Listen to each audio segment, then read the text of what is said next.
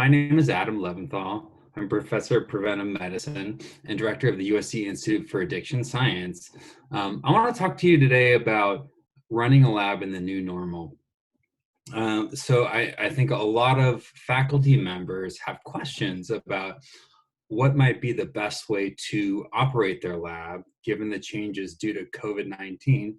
The audience here, the intended audience are faculty PIs of research labs of any kind. At the same time, I think students and staff and other trainees who are working in research labs, I think they might find this talk useful as well. So where did I get this information or the so-called data for this talk? So first of all, just about me, I direct my own multi-PI lab at USC, and I've been doing that for 11 years.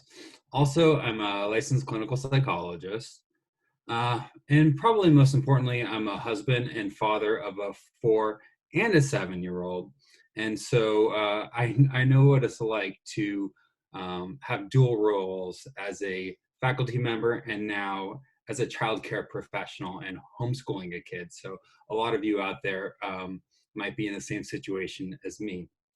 So secondly, in addition to kind of my own experience, I got information from colleagues, and I've been talking to them about what's been working for them in their labs in the COVID era. And then finally, I asked the internet, right? So I went to academic Twitter and I did a solicitation, and I got all sorts of great responses from colleagues that I know and other folks that I don't know about tips. So I've compiled those, and I'm going to be talking about effective tips for running a lab in this talk. So real quickly, just we got to think about like, what are the biggest concerns of a PI, right? Number one, I think, not in order of importance, is productivity. Everybody's worried. They might have been continuing on a research path.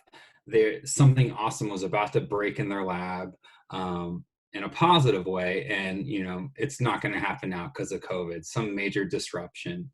And then also trying to balance everything now and maintaining some level of productivity. People are concerned about that. So I'll talk about that. I think another thing that is you should be concerned about is isolation. So isolation of yourself, isolation of your lab members, and kind of your team. And logistically also and practically, it's hard to have oversight of your lab in the new normal, right? So many of us have our faculty office, and then down the hall might be your lab where staff, graduate students, and postdocs may be. Well, now they might be in a different city. And so, providing some oversight and supervision is a challenge. And then critically, I think, is adjustment issues and well-being, mental health for you as a PI and your team. And this is a key component of, I think, that needs to be addressed if you want the first two, productivity and team oversight, to be well executed. You need to take this into account. So I'll be addressing these three concerns. So before we get into this, right, we have to think about how different everything is, right, than when it used to be. So these are just my own perspectives, just to kind of remind us. So here we go. This is like one of my dreams. This is the 5 freeway in Los Angeles in the middle of the day.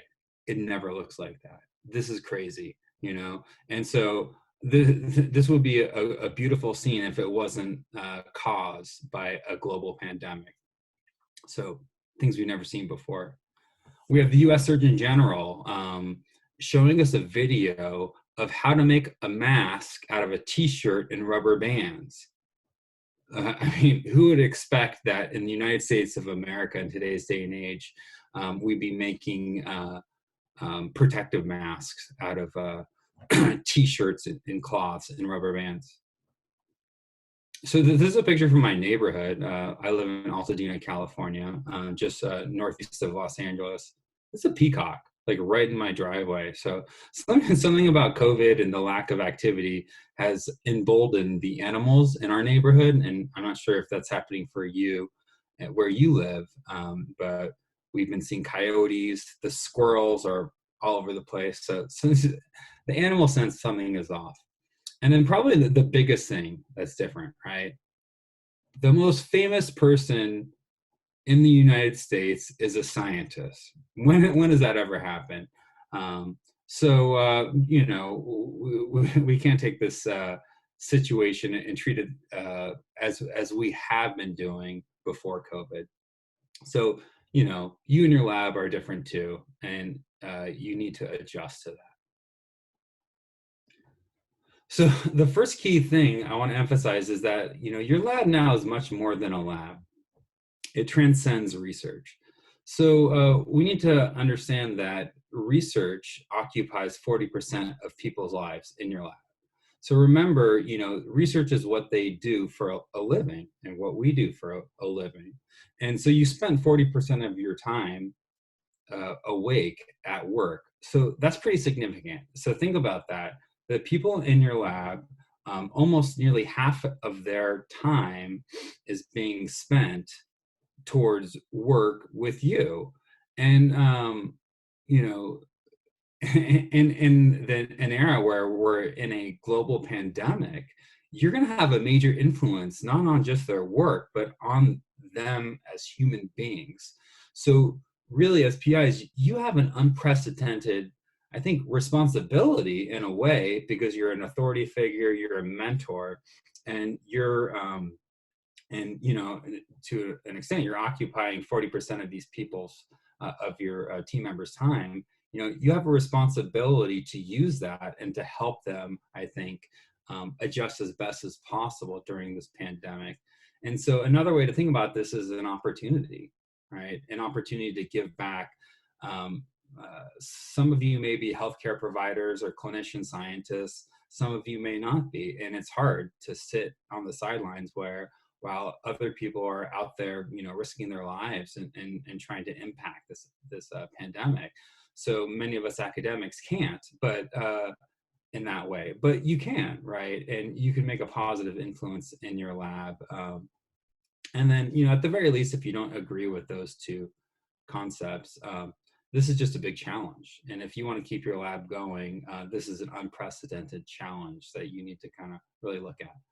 So, the lab is really important, and I've been seeing this in my own experience with our lab, is that this provides like a sense of community and social support that's critical. So many people in your lab, they might have moved cities, states across the country, maybe moved to a new country just to work with you in your lab. Maybe they even moved last fall, which I know has happened to us, and started a new postdoctoral fellowship in your lab. So now think about from their perspective, they're isolated in a newish city, away from their family and friends, and they're stuck. So the lab is critical for providing a sense of community and I think in social support. And I'm going to talk about some ways in which um, you can leverage that to make it happen. I think also the lab and people's research activities really gives them a sense of purpose, and people really need a purpose right now. And I was talking about having purpose in terms of trying to impact the pandemic somehow, and how healthcare providers, they're the most salient example of that. But people also need a purpose and something that's driving them, and their research can do that. And also continuity, right? And so everything's changed, everything's different. Your lab can provide a sense of continuity and stability that just can really help people's well-being. And so a lot of this, the concepts I'll talk about too, is about how to open the line of communication and not just keep doing what you're doing with your heads down and the blinders on. Really kind of talking with your team about how to adjust. So let's talk about that a little bit more. By communicating and addressing well-being with your team members, you're going to do a big service. Some people might be nervous and they're concerned about opening a can of worms. Like, I'm a clinical psychologist, so it's a little less concerning for me, but many of you out there have no training and behavioral health care. So you may not want to open something up that you can't close, right? By asking your team members, how you doing? How are you coping? How are you holding up? But the truth is you're probably doing, I could say you're almost definitely doing more harm than good if that's been your approach.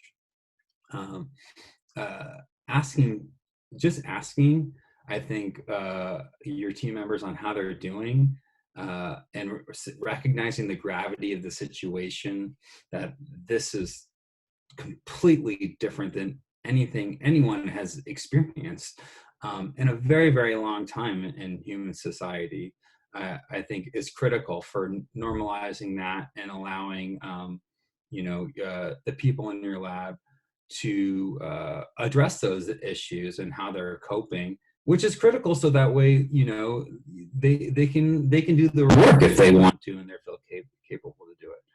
So one way to open up the line of communication is self-disclosure. And, I'm very comfortable in that. And some of you may be less comfortable in that type of disclosing things. But, I talk a lot about what I'm going through, issues with my family and my kids, and just things like, it's very much a challenge now, having to make sure that my 7-year-old is doing her online schooling now, and putting my 4-year-old down for naps. I think just talking about that is a way to open up the conversation, and it's kind of hard if you just say, "Hey, how's everyone doing?" and everyone will say in your Zoom meeting, good, considering all that's happening. So self-disclosure is helpful. Talking about your struggles. Now, this is the thing that I've noticed, and I've heard this from quite a few people now, is that this is terrible, this pandemic. But if you really harness communication and kind of opening the lines of discussion about how people are adjusting and their well-being, I found that for our lab, there's been benefits. We've grown a lot closer to one another. I think that our productivity in certain areas have increased, and I'll talk to you about some of the strategies in a second about how we've made that happen. I think, but this has been the key, is about enhancing the communication and addressing well-being of folks to get these unanticipated benefits. So we're going to come out of this stronger, which is great. And then, this is a critical thing, right? Many of us are type A, we have a lot of goals. We're worried about meeting them. So we need to adapt our expectations, and we just for yourself and for your team. And you need to communicate that, and you need to say, like, hey guys, we're all not going to be operating at 100%. We may not be operating at 50%. That's to be expected. And remind yourself that as PI. If you don't, then you and your team members are going to be feeling this constant struggle because you're setting an impossible expectation, and they're going to feel like they're not meeting that expectation. It's going to cause stress and anxiety. And that people, almost all people, not everybody, but almost all people under conditions of stress and anxiety, they don't do their best work. And even evidence from social psychology suggests that you need to be in a positive mood state to engage creative thinking. So there's a lot of reasons to really adapt your expectations. Now, I got to say that being said, some of you, and I know this is for me, I do have high expectations, and I do set like high goals for myself, and I try to have members of the team also set high goals. It's a habit, right? And I'm going to keep saying that, and I'm going to sometimes be inadvertently communicating high expectations that may be unrealistic during this period. So what I found is helpful is to have disclaimers and say like, hey guys, I may do this. I may say stuff that's kind of unrealistic. It's a habit. And so try to calm me on it, or ignore it to a certain extent. And so giving these kind of disclaimers, I think, has been helpful, because it is really hard to let old habits temporarily go to sleep in the new normal. So guys, we need to understand, right, that there's a lot of differences across individuals on how this pandemic is affecting them. So first of all, there's some logistical issues, and I talked about it. Some people in your lab or yourself now, in addition to being a PI and faculty member, they're a home daycare, they're a homeschooling instructor. Also, you're an online educator, maybe to your kids, but also to your university students. You may be a social worker because you're dealing with aging parents. And you're trying to help them through this process, and help them access resources that they need. I think also, you may feel isolated, or some of your team members may feel isolated.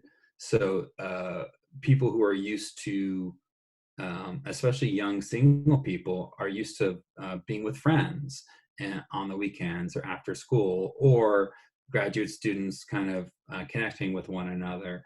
So they don't have that role anymore. Like, the role of a graduate student is very different now, in terms of connecting with your cohort. So you need to kind of understand that.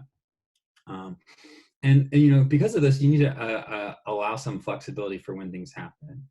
So I've kind of heard of some attempts to say, oh, well, we're only going to be doing meetings from 8 to 1 in order to give people time to do work and whatnot. Well, 8 to 1 may not work for everybody, right? I know I have to, me and my family need to put my daughter down for her nap at 12:31, and now's prime time during nap time to do stuff. So to the extent to which you can, allow some flexibility. And in terms of adjustment, and like, how people are psychologically responding, you need to understand that there's a lot of different ways in which people are responding to the situation. Some are taking it really hard. Some maybe not so much. Your quote unquote star graduate student may be really having a hard time and may not be able to keep doing what they're doing, right? On the other hand, you may have someone who maybe is not the star graduate student, but of course has virtues, but they're kind of really, they've really taken to putting themselves into their work. And so there's a lot of different ways. And I know, like, for myself, I've noticed that I've been spending more time working, sometimes on the weekends. And so, you want to do some introspection to see, like, how's my behavior changing, and what does that signal about me, what I'm going through, how I'm handling the situation. And, you want to kind of look at your team members' behaviors to make judgments about how they're responding. And it may not be just visible or kind of communicated directly from your team members. It may be kind of indirectly through their behavior. So just kind of understand that. And then I think the other thing is, people change from day to day and week to week. So you may think like, oh, I checked in with this person and they're doing good. Well, tomorrow they may not be. Next week they may not be. And then the person who wasn't doing so good last week may be doing okay this week. So just remember, there's within-person heterogeneity in how people are responding to this issue. So, all of our labs, we have our standard operations and we have our routines, right? Good advice from a colleague was to not abandon your routines and traditions. So keep those. Even though it may seem that, like, in some cases, why are we doing this? Why are we still having this aspect of our lab meeting?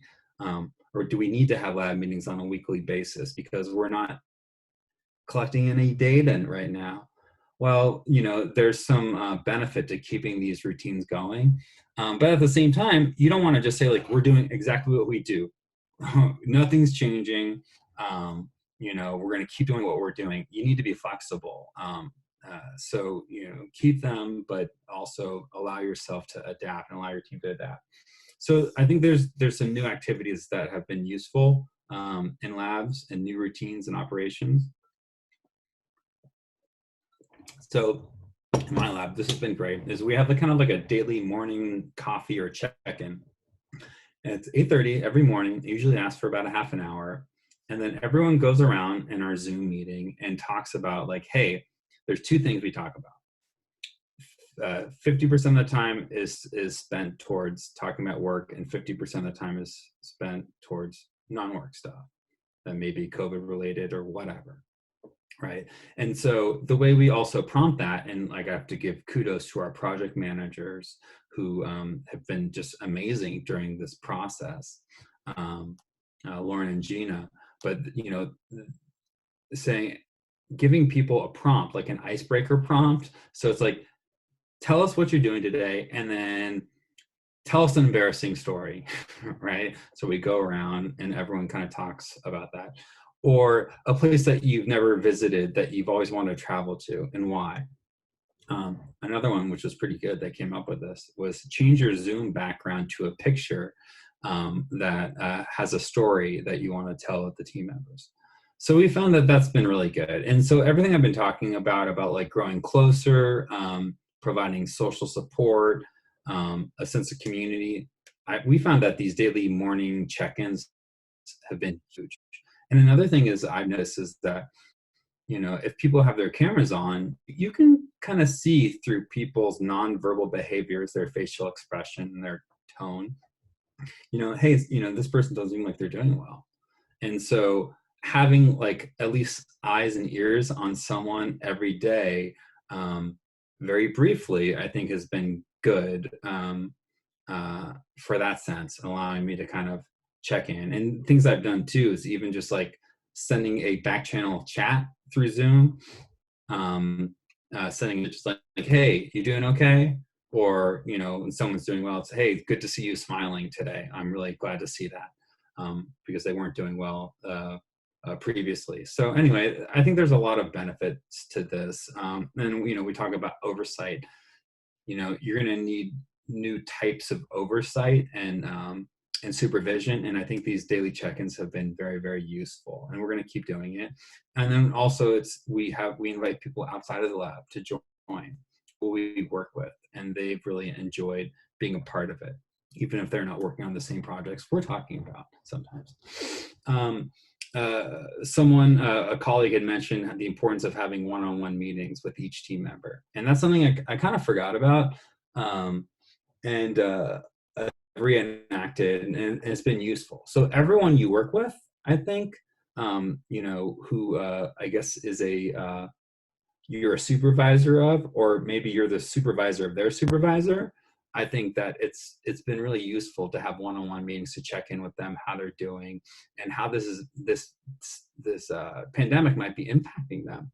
And so, remember that you have graduate students or postdocs who are going on the job market, and jobs are getting terminated. There's hiring freezes. And so having one-on-one meetings to talk about their issues on adapting to the problems with the pandemic, I think it has been really big. Or they might be struggling with personal issues, and you might be able to help them or give them some tips.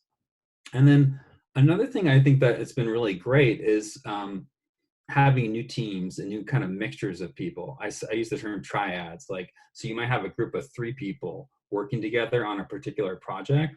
And sometimes that happens during our daily morning check-in. We come up with an idea and say like, hey, we should do this. Why don't we put this person, and this person together, come together, work together, and start working on this project. And I think that's been really, and people learn from each other. And it's also helped promote like some cooperative support and a cooperative spirit in the lab. So, people can help each other, right? And of course, it doesn't all have to be on the PI, but it's on the PI to create a positive culture and environment that promotes cooperation.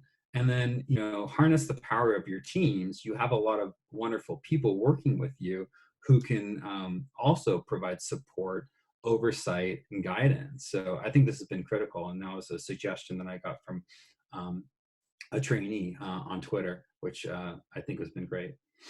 So some people, of course, Slack, I think is a nice one. So we've had Slack for a while. Google it if you don't know what it is. But now we've been using it a lot. And so because we're all kind of, on our computers all day. So it's almost like allows for, it's like a updated chat and messaging system and working on documents. So that's been really good. And other people have done virtual offices where they've them leave their like Skype business software on all day. And so if you want to check in with them, instead of like knocking on their door in real life, you would just, say, you over there, little window of a person, quick question for you. So, that might be good. A lot of team members are doing happy hours or coffees or teas. That's purely social. We did one last week. It was a lot of fun. We really enjoyed it. I suggest that. And then kind of personally for me, early morning moderate physical activity. My wife has suggested this for our family, and we've been doing it every morning.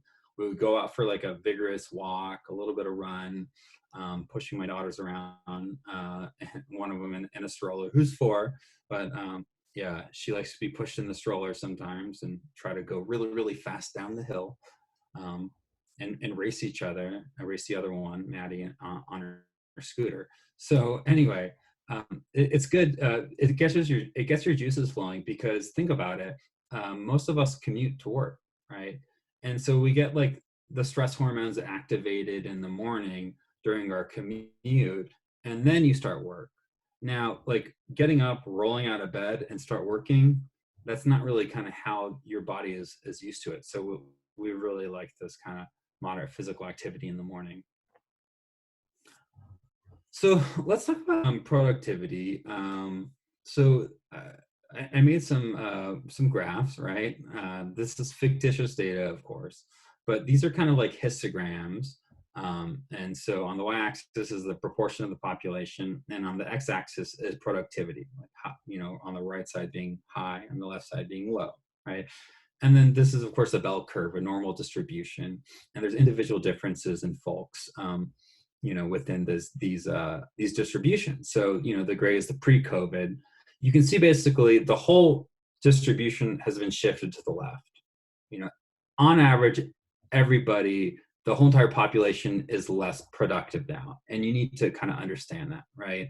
And you shouldn't be making expectations of yourself and of your team that are statistically deviant or extreme ends of the distribution. You shouldn't be expecting yourself to be operating at the level that you were. You might expect yourself to be operating at the same at the same point of the distribution, I should say, relative to your peers.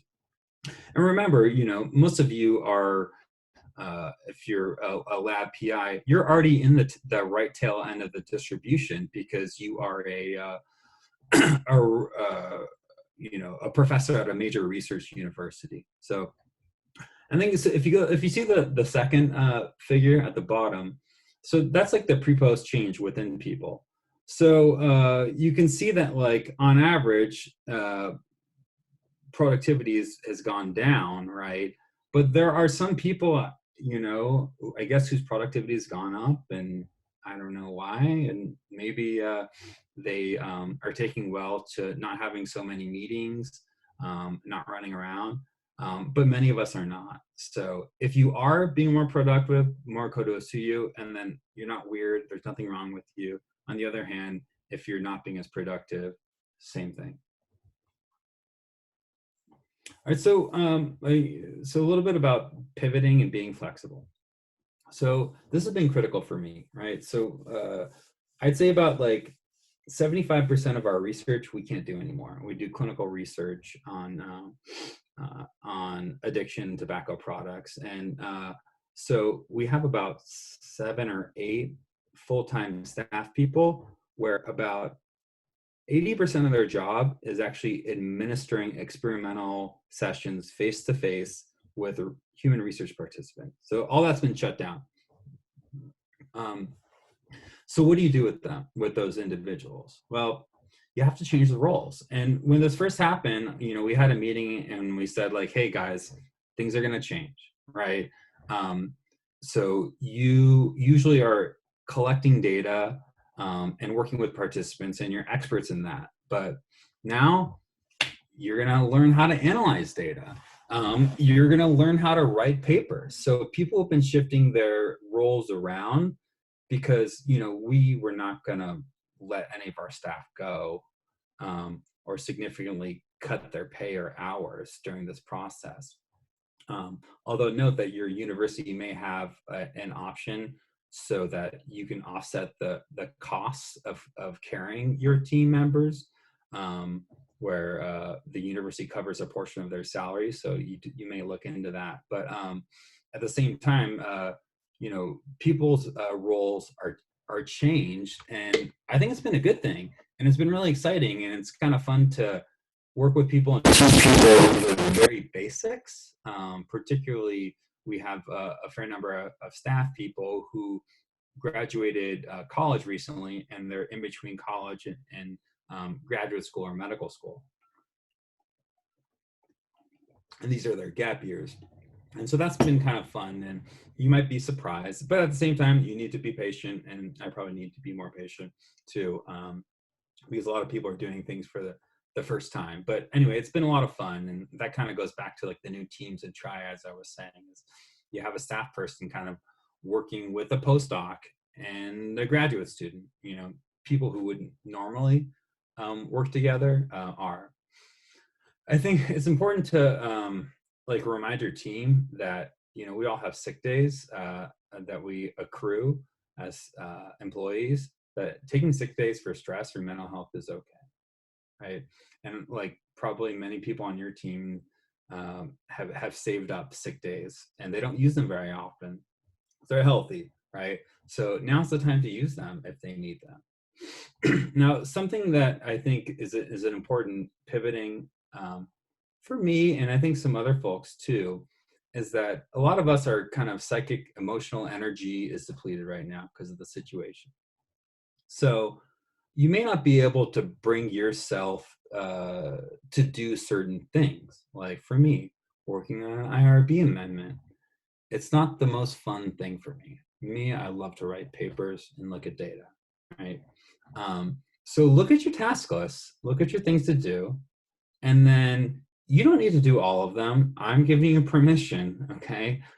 This is a pandemic, but instead, if you want to be productive and kind of get some meaning and satisfaction out of what you're doing, pick the one that is going to be the most fun for you, and then just do that, and that's okay. And you might explain that to some of your team members as well, right?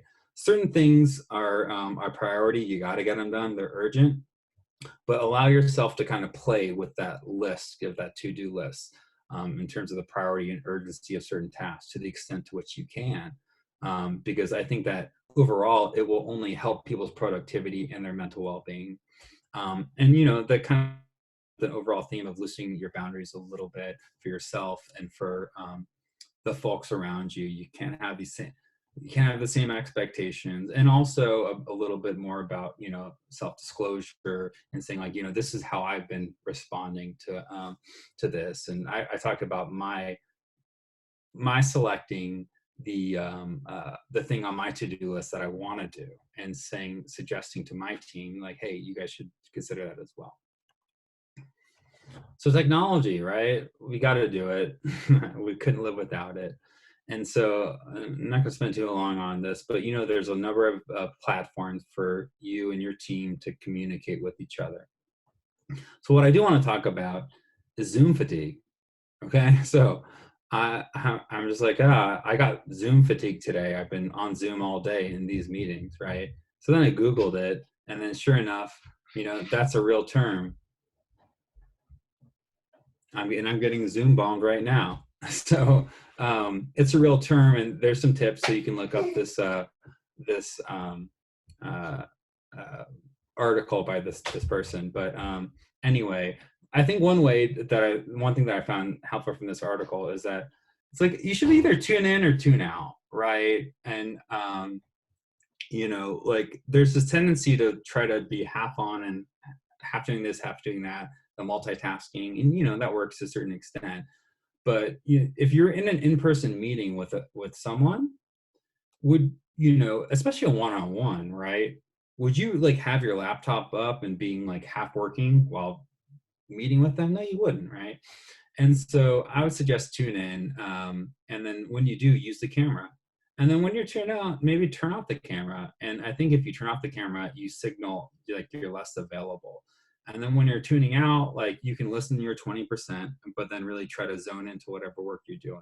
Because if you are trying to do both, then you're probably doing nothing, right? And that can be very energy depleting as well. And then the last thing about technology is, Twitter or other forms of social media is going to be helpful in many dimensions. So I talked about how Twitter was helpful in getting some ideas about how to run your lab in the new normal from colleagues.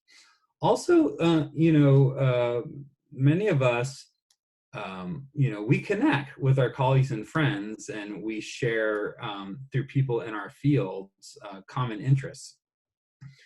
So in the absence of conferences now, right, because no conferences are happening, Twitter's a good way to kind of be plugged in, right? And so if you haven't joined it, I suggest it. If you're on it and haven't been that active, try to be more active. It helps keep you in the loop, and it provides like a social connection, because some of the people running labs may not have a family, right? Or you may have a family, but you need some adult time to connect with other adults. So I think Twitter or other forms of social media can provide that. And I'm talking about, I guess, the academic Twitter too, not necessarily the Instagram posts or the Snapchat posts. But if you like that, more power to you.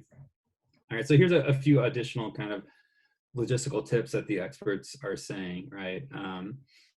So you got to differentiate weekdays and weekends, which I think is being hard. It's almost like as if we're in a Las Vegas casino and we can't tell whether it's night or day.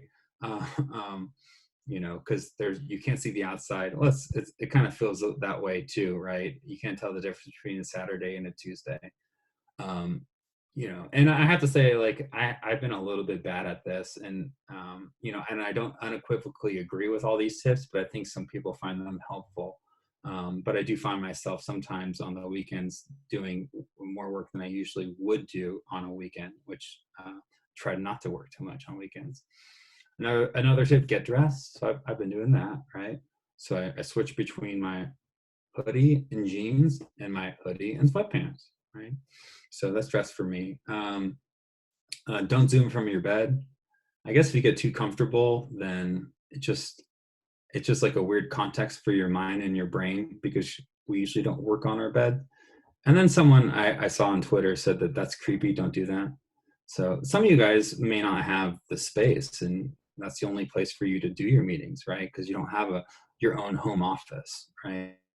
But anyway, just sharing these tips, right? Another one is to set up a different office area from where you live, if you can. So a corner of the of your living room, perhaps. And I'll tell you what I did. So if this is allowed in university, borrow your chair. So I went back to work. I hauled this chair out of my office. I got a nice monitor too. So you want to make yourself comfortable. We've already been here for, I don't know how long, 4 weeks, 3.5 weeks. We might be here for a while.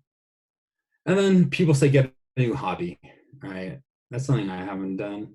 It'd be nice, but if you can do that, go for it. A lot of people are doing puzzles, I guess. People are learning things. you know, my hobby has been playing a lot with my kids and making up new fun kid games with them. And most of them involve both of them, both of my daughters climbing on top of me. And imagine like some sort of like a cheerleader pyramid, something like that. So I guess that's been my hobby. So, what happens when you can't continue doing what you're doing, right? Some of you all are scientists and had experiments running that got frozen, that you can't access anymore. You had to shut down data collection on clinical research studies or human laboratory research studies. So here's some ideas. You probably thought of them, but let me just throw them out there. That, you know, if you're up to it, now's the time for writing. You know, I love to write. Some people actually really hate it. So it might be on your, it might always be on your task list. It might always be a high priority, but for you, you don't have the emotional energy to do it. Well, for me, I like it. And if you can prioritize it, that's great. So everybody has old data laying around, and if you don't have it, and if you're a newer PI, you got some from your dissertation, you got some from your old course. And then I'll also talk about some other data sources in a second. Review papers, they never require data. So consider writing a review paper. And grants, right? And so in many fields, right, it's all about looking at the literature and coming up with an idea and writing a grant. And the preliminary data has been collected for a long time. So, you know, now might be a good time to write a grant. Another thing is to delve in the literature and consider a new direction, right? Even delve in the literature in your own literature. You know, I find this, and I think probably some other faculty find this, is that just spending time reading papers, you know, I don't do that as much anymore. And so, but you probably did that a lot when you're in graduate school. I know I did. And so do that, and you might consider a new direction for your research. And so, you know, I'm giving you the permission. It's time. You know, you can read not for the purpose of writing a grant and not for the purpose of writing a paper. Just read some of the literature. Maybe you want to develop a new technical skill, a new type of data analysis. So, you know, there are classes and workshops for that. So, you know, go for it. Also, you know, you're looking for things to do. You can generate your lab's SOPs, inner operating procedures, or you can update yours. But warning, that might be boring. It is for me. But, you know, just things that you want to have options, right? So there's a lot of ways to do research without collecting data in your lab. So, you know, these are some resources that you may know of. You probably already do, right?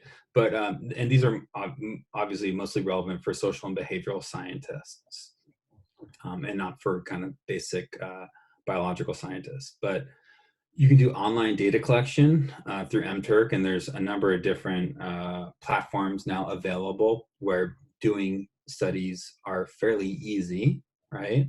And something that maybe some of you haven't really considered, who might be doing human laboratory research or clinical research, is that there's a lot of publicly available data. And the ICPSR from the University of Michigan, Google that, you know, that there's a lot of databases that are publicly available, nationally representative surveys, large studies on a number of different types of topics across the social, behavioral, and, you know, health sciences, that you can access for free and use and analyze them and write papers. And some of you are not used to writing secondary analysis papers or archival analyses of studies. You're used to collecting data and doing experiments. But let me tell you something, analyzing these publicly available data sets, it's not as hard as you think. It's not that different of a skill, right? If you know how to do a regression, then you could probably do some cool papers using publicly available data.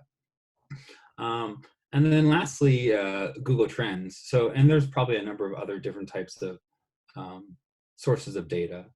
So look up Google Trends, it's pretty cool. And so you can download this data sets by looking to see what are people searching for on Google.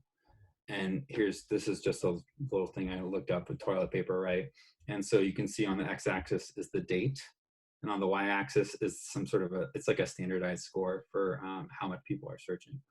So, it reflects reality. So you might have some interesting research questions, and I've seen some cool papers published in very high-profile journals using Google Trends data.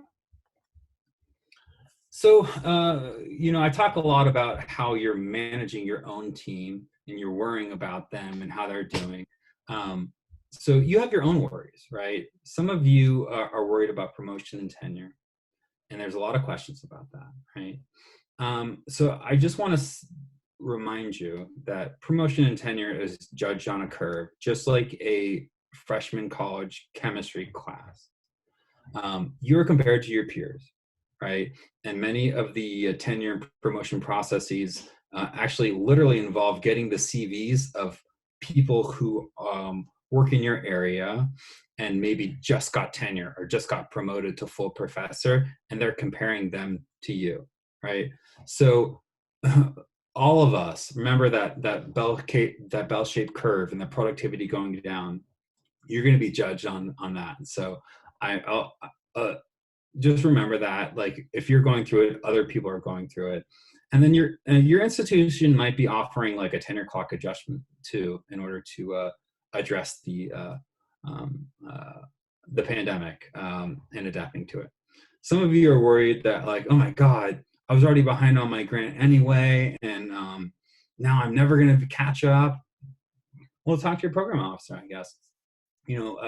We talked to I talked to one of my program officers, and she was super, super kind and supportive and understanding. And I was telling her, like, hey, we're not going to let go of our team, and we may be draining grant funds that are not as proportional to our productivity as it usually is, right?